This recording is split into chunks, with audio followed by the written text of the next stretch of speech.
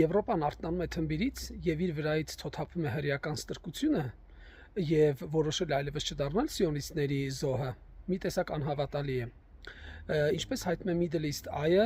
Չեխիան արգելել է, որպեսզի իր երկիր մտնի հրեական մի քանի զինվորներ, ովքեր որ մասնակցել են Գազայում ցեղասպանությանը։ Ինչպես գիտենք, Նեթանյահուն եւ իր վարչակազմը շատ երկրներից եւ հատկապես ՄԱԿ-ի կողմից ճանաչվել են ուրեմն ցեղասպաններ եւ այն զինվորներն, ովքեր մասնակցել են Գազայում պաղեստինցիների ցեղասպանությանը, պետք է հետապնդվեն։ Մի քանի շաբաթ առաջ էլ ձերբակալվել էին մի քանիսը Բելգիայում, իսկ որոշներին ընդհանրապես չի թույլատրվում մտնել մի շարք եվրոպական երկրներ, այդ թվում օրինակ Իսպանիա եւ Իտալիա։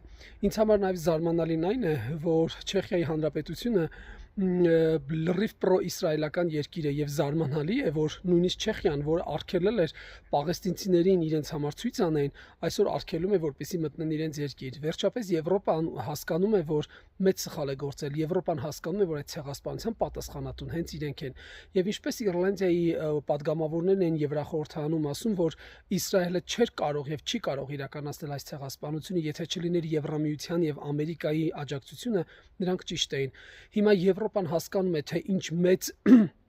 մեղքի մեջ է եւ պատասխան է տալու, եթե ոչ այսօր, ապա որոշ ժամանակ անց։ Դե ինչ, հետաքրքիր է, տեսնենք թե ինչ զարգացումներ կլինեն։